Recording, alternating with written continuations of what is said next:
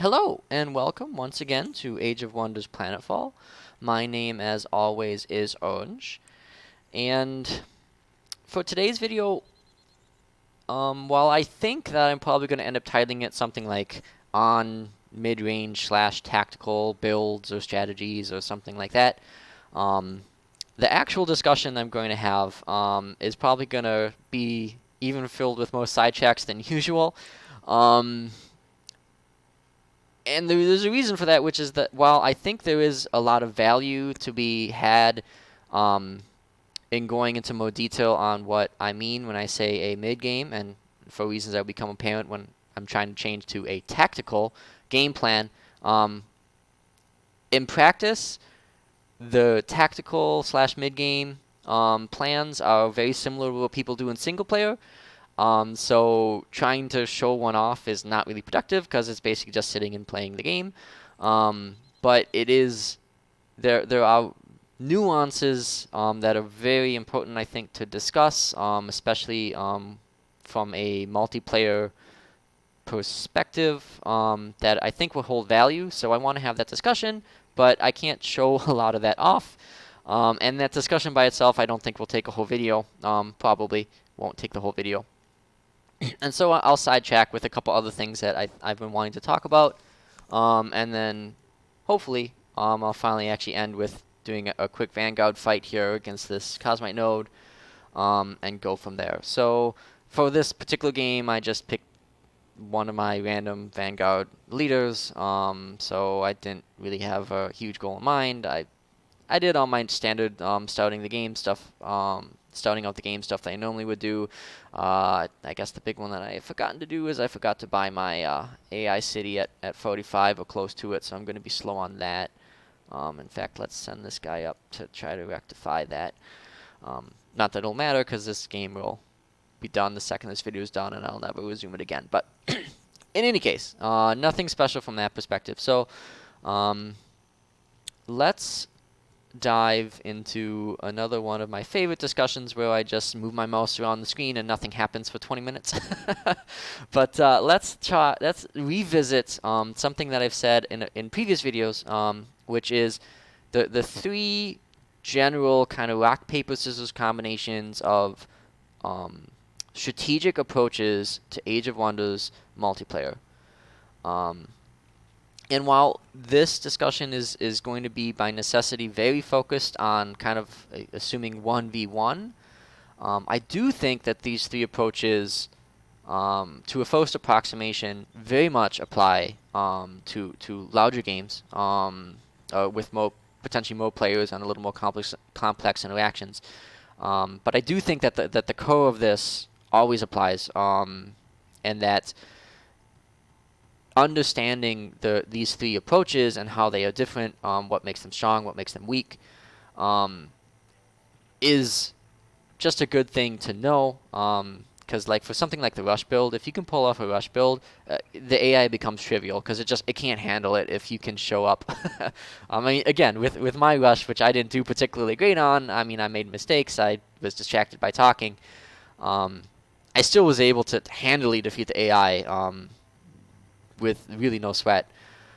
So it can help you in single player as well, even if it's not something that you really need to exercise. So the three that the terms I used for those three rock paper scissors relationships, I think in previous videos, was something like rush, mid game, and late game. And I want to change my terms for that, because while what I was thinking about when I said mid game and when I said late game, the mid game tends to win in mid game, late game tends to win in late game. That's not the way I think I should have been trying to approach it and think about it and talk about it, because it's really a difference in philosophy that determines those two strategies. And while the difference in philosophy often means that what I was saying, mid game wins in mid game and that late game would win in late game, that's not always true. You can have late game or a late game, what I was saying was a late game strategy that wins in the mid game and vice versa. So I'm going to change my terminology and keep rush as rush, and late game is going to be control, and mid-game is going to be tactical. And what does that mean? So rush, again, I used hard and fast rule. I said turn 25, you want to win. And that's not wrong. That's a very good gauge. It's a nice metric, rule of thumb, something to be aiming for and understand. But really, the point of a rush, the strategy of a rush, is to beat your opponent before he is prepared to address you. And so your intent with a rush is to have exactly enough as early as possible. You don't want to overbuild. You can't underbuild because you'll lose. But your goal is if you're looking at the strength of the players relative to each other, you want to peak extremely quickly. You want to be as strong as you can, as quick as you can, and then win while you have that strength. Because in order to do that, you'll have given up longer-term economic advantages. So if you don't win when you are stronger, your opponent will defeat you eventually. Even though this video is going to be more focused on the tactical, I'm going to go to control next, the control late game, because control late game is the flip side to that, which says, okay, even though my opponent may have parts of the game where he is stronger than me, I will win eventually because my decisions are all optimized towards return on investment. So if you have the choice in a control game to either build units or build a colonizer, except in very specific circumstances, you will always build the colonizer because eventually that colonizer becomes a city, that city becomes citizens, the citizens make stuff, and you win because you have stuff. So your idea in that control game plan is that you will win so hard on the strategic level, on the economic level, that your opponent will no longer be able to overcome just the stacks and stacks and stacks of stuff that you're going to be throwing at him, even if you take short-term losses. What does the tactical, or what I used to say mid-game, but what does the tactical game plan mean? Well, if you're not winning before your opponent can beat you, and if you're not trying to out-econ the opponent, it's not correct to say everything in the middle is the tactical game plan, because that's not. Because everything in the middle, a lot of that will lose. The way you need to leverage, like the only strength you have left to leverage in this case is to say, okay, so I can't, I need to be stronger than the rush at some point, and I need to be stronger than the control at some point because I can't out-control them. So what you need to do for the tactical approach to the game is to get a combination of units and appropriate mods that with that combination of units you can win any tactical fight that you get into. And because you are winning the tactical fights, you're winning the battles, you can get enough strategic map advantage that you win the game. So control says, I will win the strategy layer to win the tactical layer eventually. Tactical approach says, I will win the tactical layer to win the strategic layer eventually. And that is very much what you just do in single player, right? Like in single player, the AI is going to cheat. It's going to cheat a lot. So it's always just going to have more stuff than you. So the only way you can win in single player is to have better units and use them better. Than the AI is going to do. That's just it. That's flat. That's the only way you can do it, except if you rush, right? Rush gets around the economic advantages of the AI. But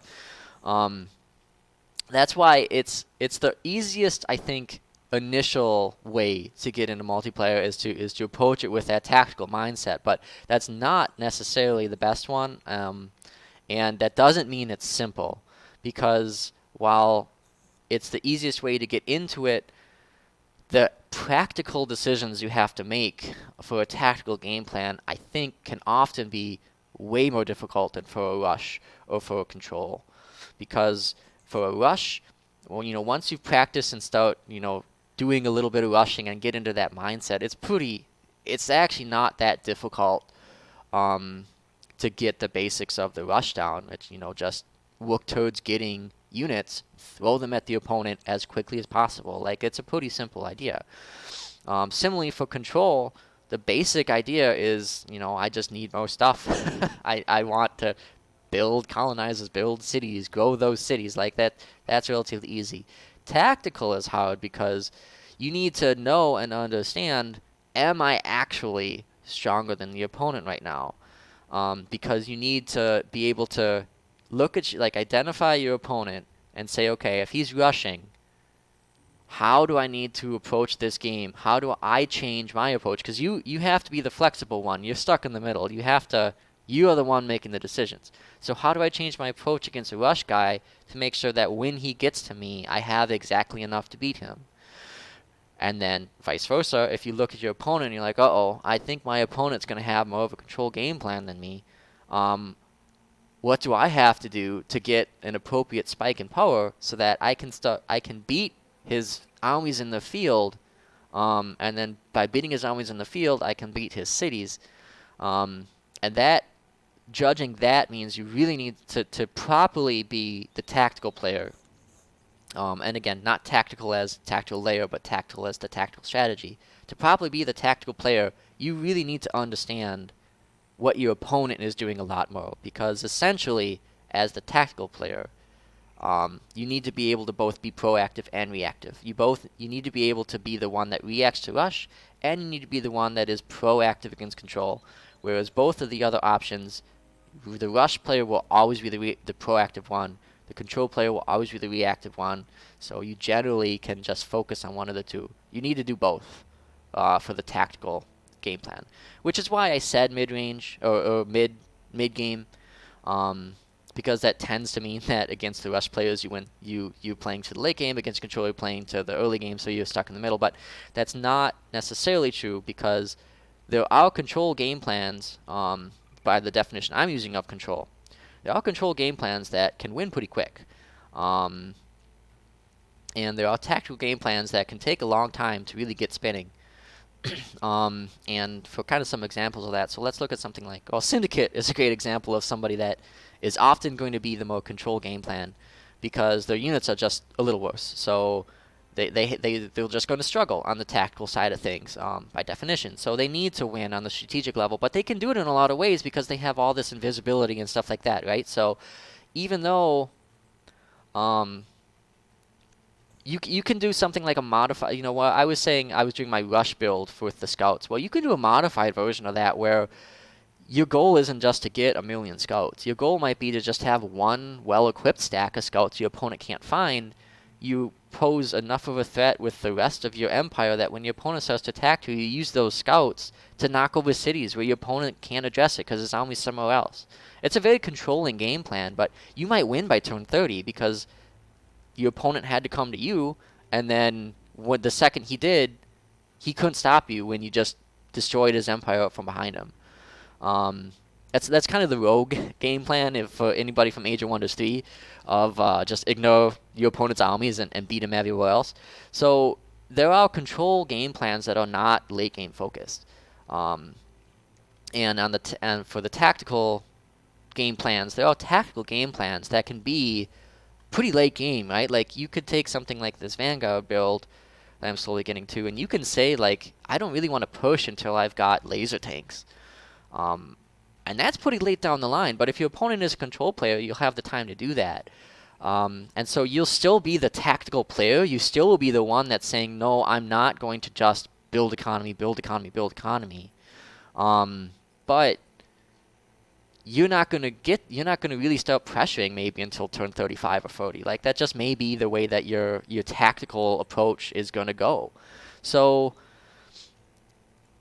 mid-game isn't mid-game was the wrong nomenclature, but it is a difference in thought and concept and how you approach the game. So many of my previous videos were a little more of the tactical approach, so I don't need to go into a whole bunch of detail. And some of that is just because that's the way I more often play the game, but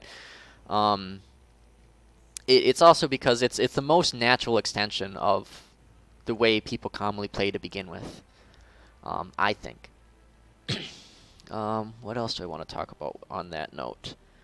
I'll probably think of something, but while I put the back of my brain on that, Let's switch to some entirely different topic. And let's revisit.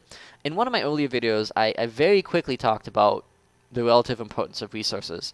And it was a very early video. I played a lot more games since then. I've seen more games since then. And people are starting to broaden out a little bit from just defaulting to this tactical approach to the game, or the tactical strategy to the game, and starting to do a little more of the rush and the control. And from those, I don't think what I said was wrong, but there is more insight, I think, into resources now, and there's more variance at play. So what I had originally said was something along the lines of, by the mid-game, energy matters the most, cosmite matters distant second, research a very distant third. That is kind of, it's not wrong. I think in the tactical approach, you still are very much saying, okay, energy is my top priority, cosmite's my second, research is my third priority, but that's not true in all cases for all strategies. It can vary quite a bit, actually. And there is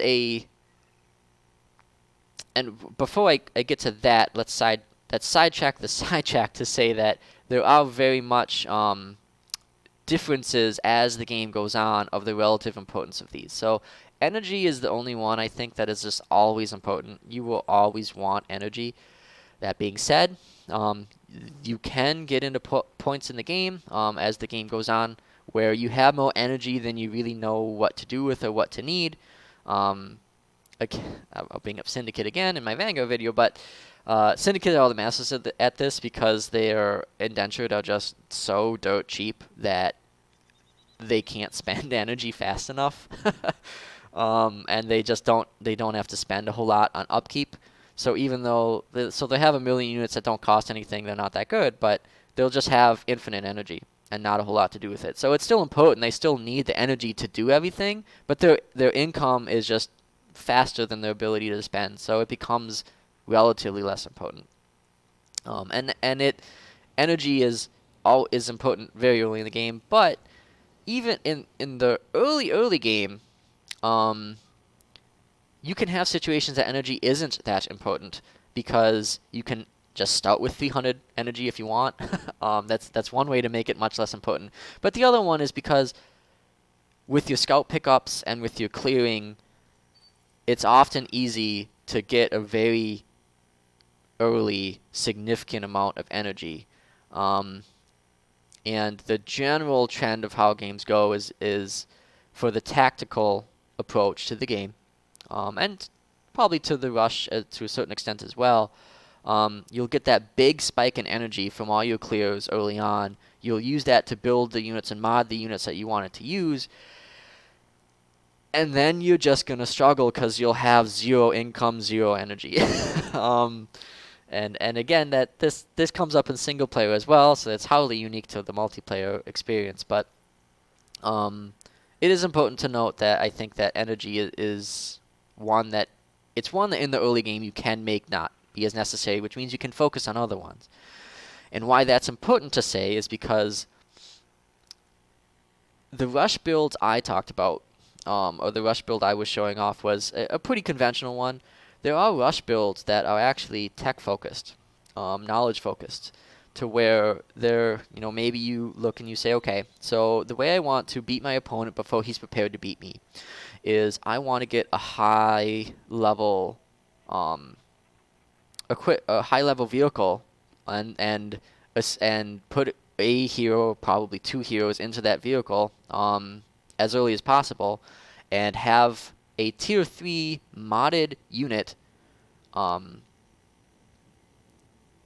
at my opponent before he has access to anything, before he has access to any mods or units that can really fully address that and just really get that massive power spike. And in order to do that, you need to sell out on knowledge. So that's one of the reasons, again, where with a rush you need to make significant economic trade-offs, and it all comes down to you need a combination of these resources, and your bandwidth to get resources at the beginning of the game is so limited that whatever one you focus on, you have to sacrifice the others. And for a rush build, when you hyper optimize like that, because you eventually need all resources, you lose out in the long run when you have to hyper optimize, because you can't take one of these resources, and you can't only have one of these 3 resources and maintain effectiveness in the game. You need to have all of them. So energy, a little bit less important in the early game, vital in the mid game, can be less important in the late game, just because you're going to have built your empire out in a fashion that your income is really high, to basically because you needed it so much in the mid game. Tech is situationally very important in the early game. I would say I still think. Well, let me back up. So knowledge. When I said that knowledge was more important than Cosmite, that is not true, I think, for control players. Because for tactical players, the tactical strategy, you're looking at this screen the way that I did, I think, in my builds video, and said, okay, I need this, this, this, and this. And so you have a very specific number of things that you think you need, and then after that, once you get that, your plan is going to transition. You're going to need to start, hopefully, try to play and compete at least a little bit in the late game if you haven't won by that point. But really, you have a set amount of tech that you need to bother with, and getting anything past that is not significantly going to boost you, probably. So you need enough tech. You don't need a lot of tech. For a control player, someone who's saying, no, no, no, no, no, I'm going to win because I just have bigger numbers than the opponent does. Tech is a number, so the number of techs you have, every tech you get is some benefit to you. Might not be a lot, but it might be something. Like, it might not be a lot, as I keep repeating myself, but it's something. And so every tech you get is good. So tech is a very powerful way to just keep accumulating lasting advantages and win the game by just having those strategic advantages. So for many, not all, but many control builds, tech becomes vital, and having this number get as big as possible is better than having Cosmite be as big as possible.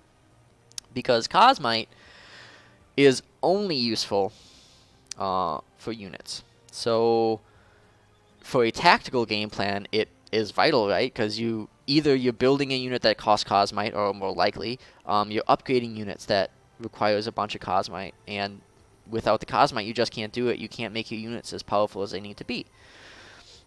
So again, for a tactical game plan, Cosmite trumps knowledge, because your units are what's winning you the game, not your cities.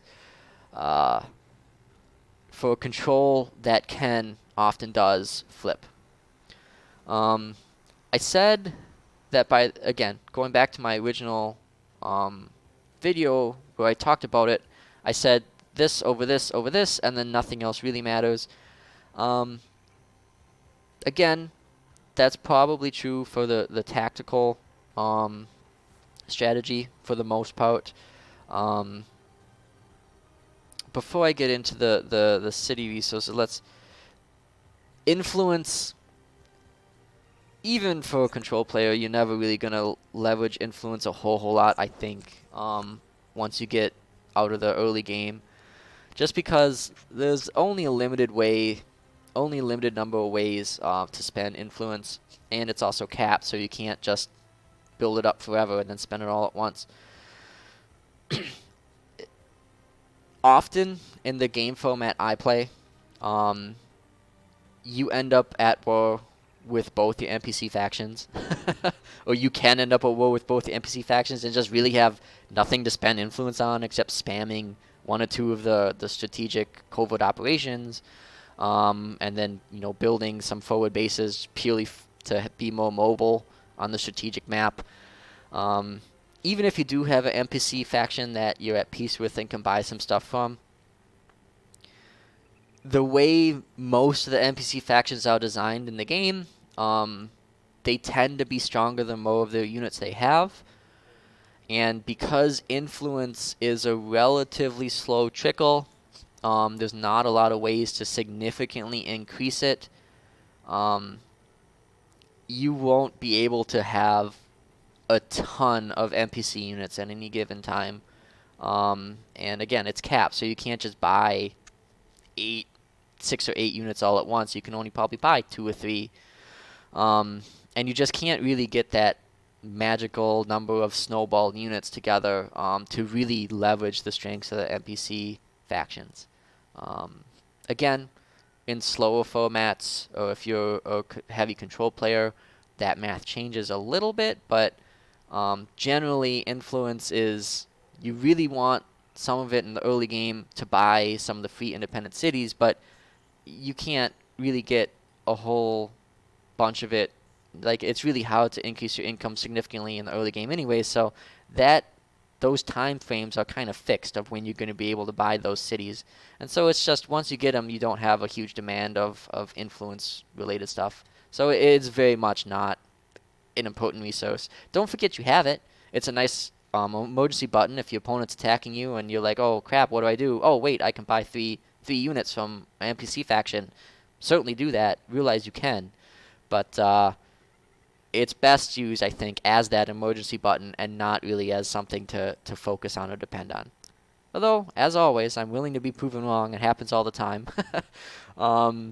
It may be very possible that if you just sell out an influence, there's a way to leverage that to win. It might be fun to try someday. Maybe I should. That only leaves production and food. Production, vital in the early game, but once you have stuff online, once you start getting 4 or 5 cities, you have more production than you really need. You can't, I find in my games, I end up in a position where I'm capped by the amount of energy I have or the amount of cosmite I have that I can't produce a unit in every city anyways. So I'll usually have 1 or 2 cities, maybe 3, that are building units, and then every city besides that, is getting the basics of defense and then just producing energy or producing knowledge. So production, you need it in a few cities early on to get you jump started, to get some units to defend yourself, to get some of the basic economic stuff going. But once you get past that point, it's just not as important. Happiness, again, I devoted a whole video to how morale works. You need at least enough of it to not be unhappy, but even then, I don't think the unhappiness events are all that punishing. It does hurt to have citizens go become rioters, but you can martial law, you can fix that. So happiness is a nice boost, but I think in general, once you have access to the recreational dome, that's probably all you ever really need to worry about, happiness, and then just let the auto control make sure that you're never in the negative, and then leave it at that. I don't think there's anyone that can really do a happiness focused thing yet. I don't think there's enough leverage there, but again, as always, might be wrong. Food is a discussion worth having, because in the tactical game plan, it's really important to get to the point of expanding to 1, maybe 2 sectors, so your breakpoints are 4 and 8, and then after that it doesn't really matter. In the control game plan, every single population you get is a permanent economic boost. Because every single pop is, well, let me just put it off auto. Every single pop is 5 of something. And in that control game plan, you don't particularly care what that 5 of something is. It's just the fact that it's 5 of something is good enough. So having a bunch of food to produce more pop, to produce more stuff, I mean, that's your bread and butter. That's what you're doing for a control game plan. So food can be very important through the whole game for certain game plans. Again, not every control game plan, but there are certain ones that basically do this and then never take it off for any city through the whole game. I think it can work. I mean, I know it can work. I've seen it work. So food can be important. For the tactical game plan, a little less so. Again, I don't know if there's a whole lot new there. I honestly can't remember how much I went into detail in the video where I talked about that stuff, but Hopefully by talking about it a little bit more with this focus now on the fact that the relative importance switches from rush to tactical to control, gives a little more insight about why you may want to make decisions on what to prioritize when, because controlling this screen is important in Age of Wonders 3. In Age of Wonders Planetfall. It's somewhat of a minor optimization thing, but for Rush builds, I mean, minor optimization is the name of the game in Rush. You got to get there one turn faster any way possible. And for control builds, even if you aren't as focused on being 100% optimal with how your stuff is going, because you'll have as a general control build, because you'll want to be getting a bunch of population for the economic boost, you'll want to at least focus on enough to make sure that you're getting more population at a reasonable rate. And then once you get to that point, once you have 15, 16 citizens, because you can do this and suddenly get 80 more research from a city, or do this and suddenly get 100 more energy from a city, that becomes very powerful. And you may need to do that as an emergency button in a control matchup where you're like, well, I've been focusing on econ, my tactical game plan opponent is finally getting towards a city I can't afford to lose. It's time to click everything towards energy and buy a bunch of stuff to try to adjust this attack. So it is important to know this screen. It's least important to know this screen for tactical. But even then, I think the bare minimum optimizations that are nice to be able to do are to say, yep, I'm going to focus on food through size 4. I'm going to decide, okay, do I want to focus on food through size 8, or do I want to make this city a production city or energy city or a research city? I think that's good enough usually for tactical. Generally in tactical, you don't have to be quite as locked down on your decisions. Certainly not as much as for rush. And for control, the decision is more growth usually. So they're kind of locked in even if they aren't 100% optimal about it. Alright, so having had that discussion, did anything else come up for the tactical game plan? Not really, although I talked about it a little bit as an aside in this video about being the reactive versus proactive, and that is a important concept. Again, it's more important in the 1v1 games that I tend to play because they're, by definition, with two players, one will be the reactive player, one will be the proactive player. Now, it may switch as the game goes on, but there's always going to be at one point somebody that is attempting to be proactive. Because if you have two reactive players, things get ugly very quickly. And, well, yeah, you end up with just a dozen cities. The game lasts forever. No one can break the stalemate. It gets painful. So usually the better strategy in 1v1 is to try to identify if you are the one that is supposed to be the more proactive player or not, and then be that player. Because if you are just slightly less control than your opponent, you're gonna lose, and it's gonna take way longer than if you just tried to be proactive and get at them before it got to that place. So you can have games where both players are being proactive, and they can be very interesting because you can have games where players are proactive in different ways. I don't want to bring too much Age of Wonders 3 into my discussions here, but I think the best way to describe proactive versus proactive and a kind of unconventional matchup of I guess it would be tactical versus control. And that matchup would be Rogue versus Dreadnought in Age of Wonders 3.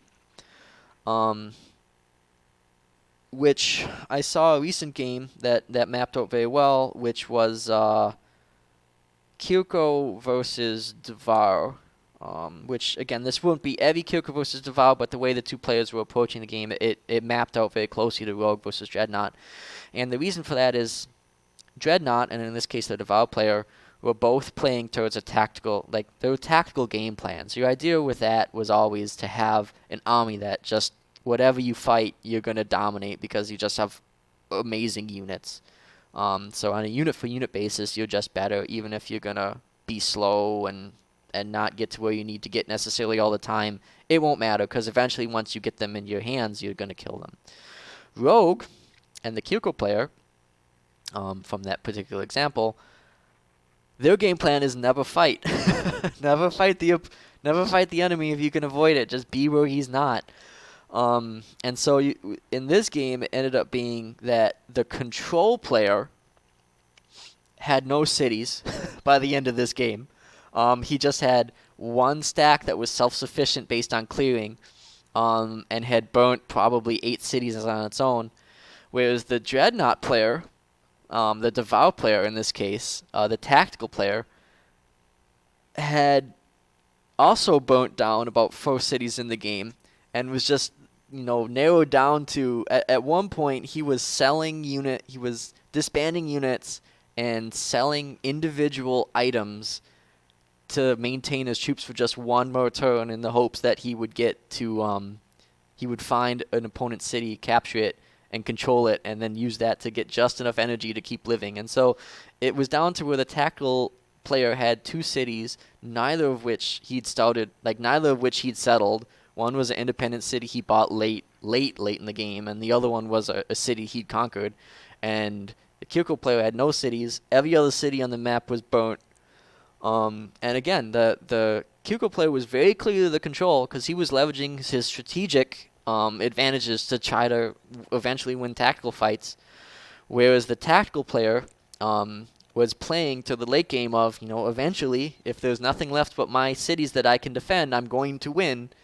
It was a very interesting game, and again, it's a matchup that happened in Age of Wonders 3 a lot, and it's a very good example of why saying rush mid-game, late game is not the way to put it, and it should really be rush tactical control, because you can get very unconventional games that play out as the opposite of what you would normally expect from the definitions of those 3 approaches. Why was I talking about this? No, must not have been important, or I would have remembered. So in any case, I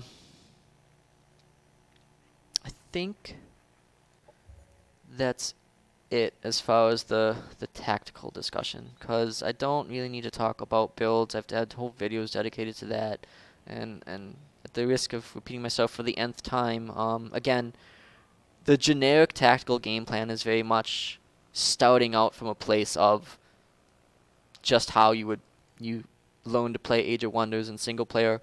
The really interesting parts are when you start diverging from that. And as the tactical player, when you have to say, okay, I know I can win fights, but which exact fights do I need to win in order to actually win the game? Because against a control player, and this is why tactical struggles, you can win a bunch of fights and still not ultimately win, because the control player he doesn't care if he wins the individual fights. He's winning the war. So you need to know which ones to pick and choose. Oh, right. Now I remember. I was talking about proactive versus reactive. So that game in specific, the Kirko versus Deval game, was a case where both players were very proactive. A lot of stuff was happening on the map. It was a very, very interesting game plan. And I don't think there's really a huge strength for being proactive versus being reactive on the strategic level. In the tactical map level, I think is a different story. But on the strategic level, you can absolutely be the reactive player and be fine, and you can be the proactive player and be fine. It's pretty well balanced. In general, The reactive player has the advantages of militia, which help a lot, but the proactive player has the advantage of knowing exactly what he's bringing to every fight, whereas the reactive player doesn't. The reactive player just might not have what he needs where it needs to be, whereas the proactive player, by definition, does.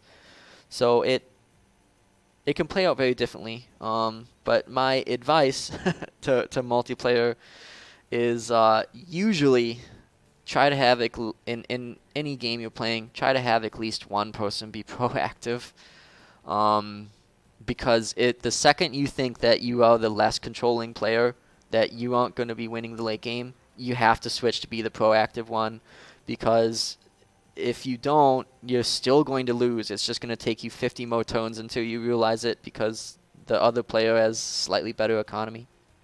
So that's proactive versus reactive. And again, I think I said I'm relatively comfortable with where I ended my discussion on tactical. So let's very quickly, because I realize I went longer than I should have, do this fight and talk about Vanguard. So to relate to the two other races I've already talked about, Amazons are kind of, queens of tactical combat. What they want to do is stick the opponent, flank them, isolate individual units, try to be mobile, pull out a couple tricks here and there, but really their game plan is flanking and leveraging the strengths of one or two individual units, typically Lancers.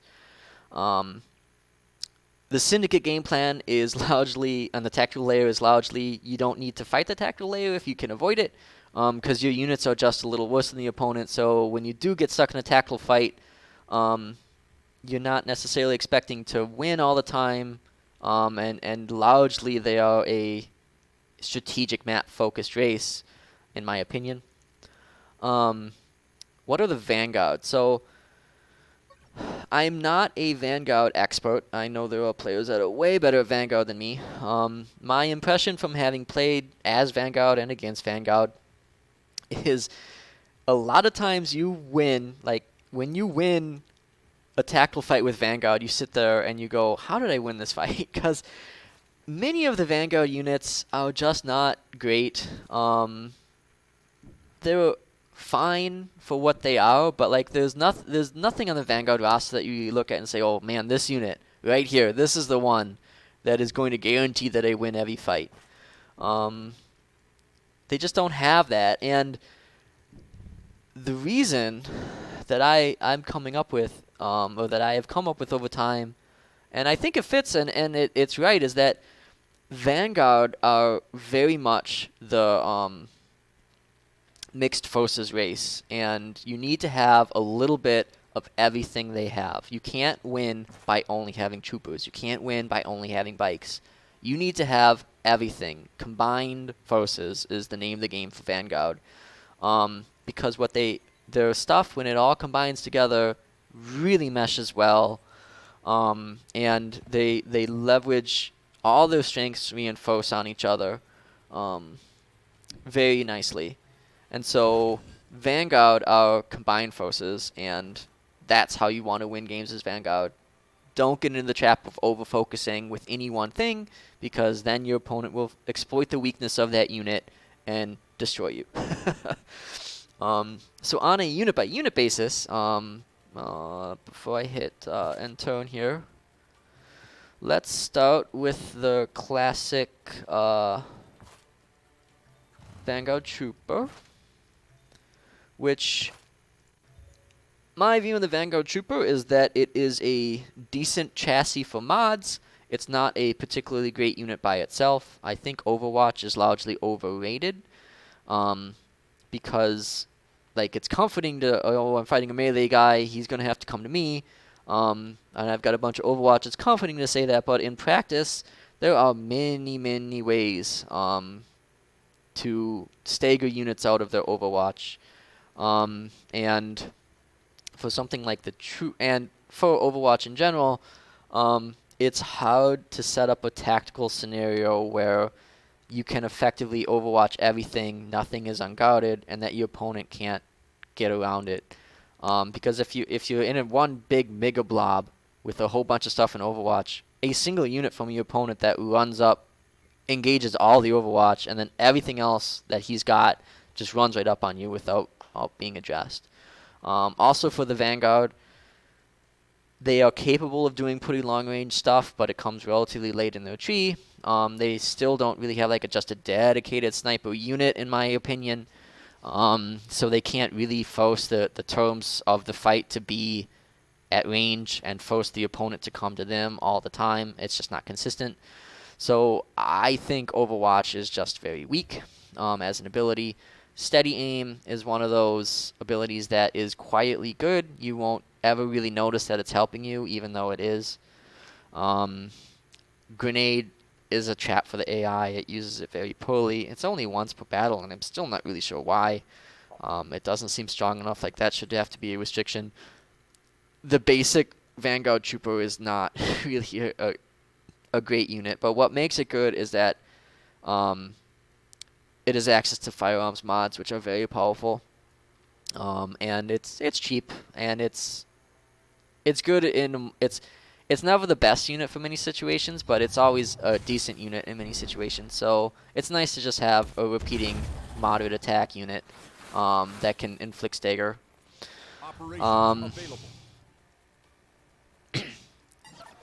Let's talk about the Pug, which is an excellent support unit.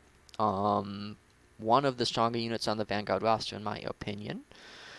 Healing charge. It doesn't dispel status, but it works on any unit type, which is important to note. So that's just good. Resupply charge. Again, this is where we start getting into the combined arms is the name of the game for Vanguard. This ability is entirely useless on Pugs. On the Pug itself, even though with 2 Pugs you can get extra healing charges, which is nice, but usually that's not going to make or break the fight. And resupply charge, that's also not useful in something like the Trooper. It's not useful in something like the Assault Bike. But there are other Vanguard units later down on the check sheet where it's very important. But those units have their other weaknesses that get compensated for by having bikes on the field and having Troopers on the field. So resupply charge is, again, something that pushes, it makes the Pug very powerful, but not independently. It makes it very powerful as a part of the combined force. And biological recovery is nice too, for healing outside of combat. Then there is the Assault Bike. I think people underestimate this unit a lot. It's another very, very good chassis for mods because it has the wide laser array, so it's got an AoE default attack, so you can do a lot of nasty inflicts with that attack. It staggers with all of its attacks, which is also very important. It's actually kind of... there's not a lot of AoE repeatable staggers in the game. And again, this does 20 damage as opposed to the grenade does, what, 9? Yeah, so that's very powerful. The other thing to note is, look at this guy. This guy has 5 armor. Well, it's 4 by default, but it's got 4 armor natively, which is a lot. That's a huge amount of armor. And it well makes up for the exposed flanks negative. And again, this is why no one unit in the Vanguard roster is particularly great. It works well if you have other units to gout its flanks. So you can't just build 20 bikes and throw them at the opponent's face, because the opponent will, snipe them out one by one, because they have trouble supporting each other. And once they get flanked, they're destroyed. So that's when you need to combine them with something like the Trooper, to try to protect and make sure that opponents can't just rush up uncontested. Oh, that is annoying. So it's a very good unit. Focus Laser Ray is also selectively good. I'm still never quite sold on knockback. It's okay, but for as many times as I've shot something with knockback and been like, man, I'm glad I had that, there's other cases where I'm like, I really wish this didn't knock back this unit. So knockback is kind of a mixed blessing, but it is a staggering attack. It's essentially a shotgun, really.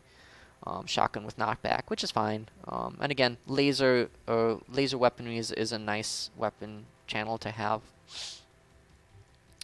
So those are the 3 units I have in the field. Let's try to play out another turn before I talk about the other stuff. Well, if I hit, that pug will just kill that unit. If I hit. Why is that so hard to hit? Is it tiny?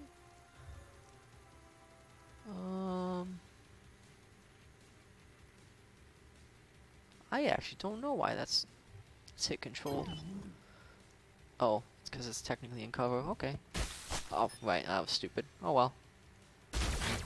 Really? That's frustrating. Okay. Well, how else do I want to approach this? Do I kill that unit? Maybe. How strong is my laser strike? Not strong enough.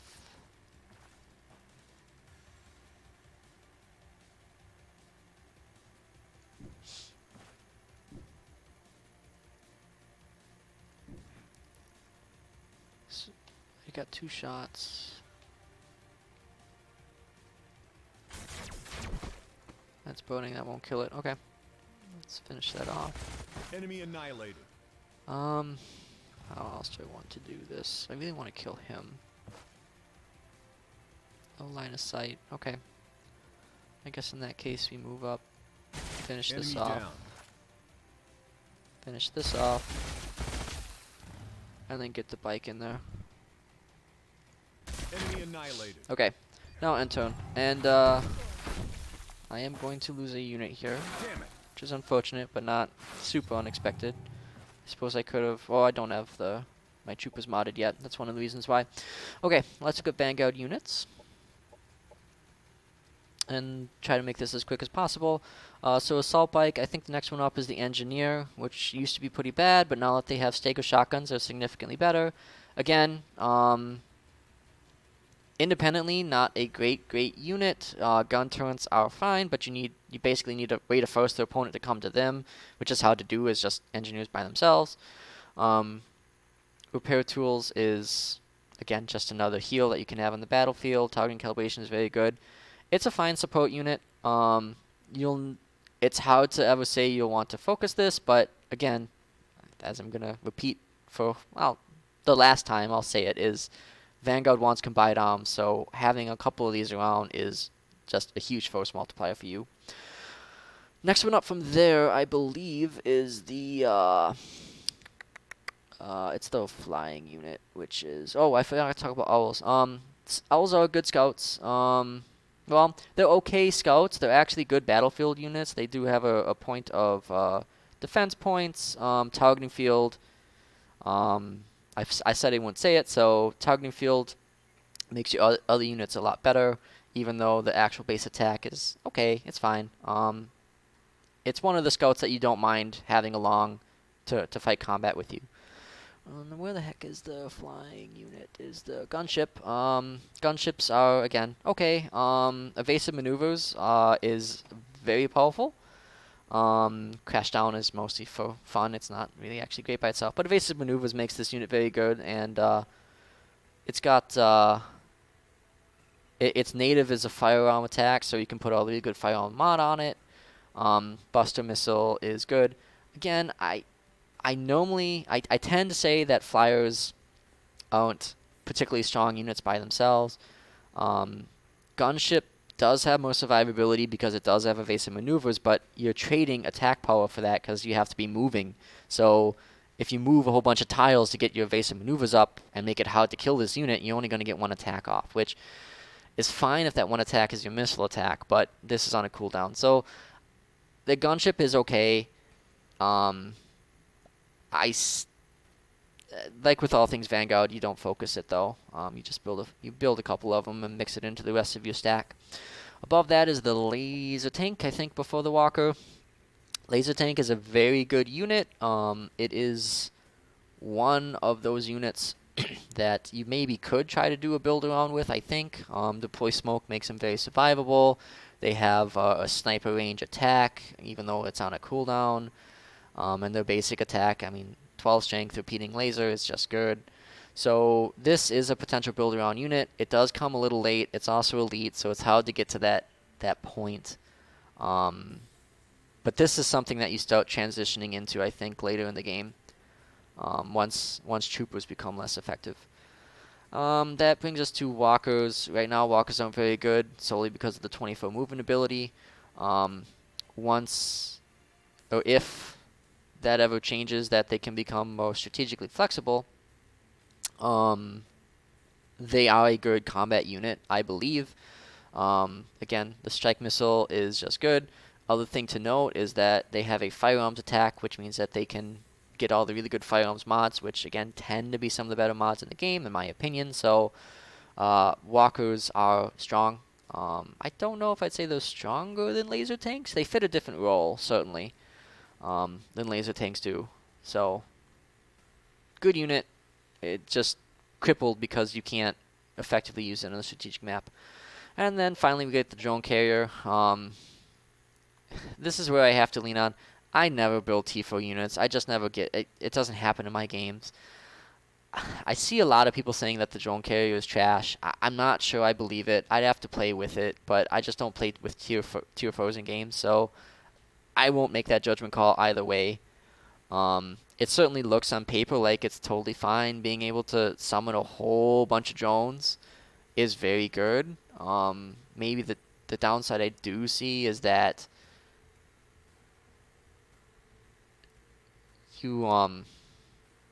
it's hard to find mods that are good for all the summon drones. So, I don't know.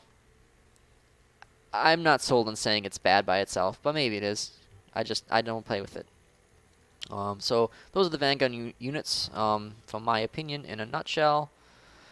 Alright, so how can I do this to hit all those guys? I can't, so let's make sure I can hit most of those guys, which I think if I go here, yep, I can hit the ones I want to hit.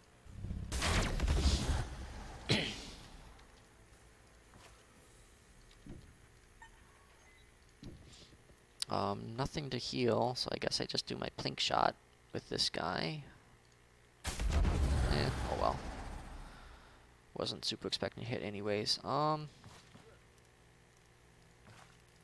much damage does this grenade do? 8. How much health does this guy have? 7. So it's actually worth, I think, doing this, because I can kill a unit. Enemy destroyed. It only grazed. What do I have left? These two guys. The beetle babies are less of a threat than this guy. I have nanite injectors. Let's move up, pop that. Just for the defense resistance. Oh, I can do this. Oh no, I don't have the range. Oh well. Kill the unit that matters. And actually, just to end this fight. Well, no, that won't kill it anyways. Save my gold. And we'll be done. Okay, so again, there's my not as quick as I hoped discussion on Vanguard. Kind of following this whole long video where I took a couple tangents, but the summary discussion really is while a tactical / what I used to call mid-game approach is most similar to single player, there are definitely thoughts and discussions to be had that are different in the multiplayer environment, even if it's the easiest one to get into. I don't know if we'll ever get around to doing a control late game video, just because it's really hard to try to set up that scenario effectively in single player against the AI. I don't feel like playing a 2-hour long game. That won't matter because I just can't out-control the AI as a practical matter without playing it at super easy mode level. And even again, this video I didn't really play a tactical game out just because it's really, to a first approximation, it would just look like a normal game. But hopefully the overall discussion was pertinent from that perspective. We also talked a bit about resources, revisited that a little bit. And we talked a little bit about proactive versus reactive as well. So that's the quick summary. I'm not sure what to talk about for the next video, as usual, but if anyone has an idea, let me know.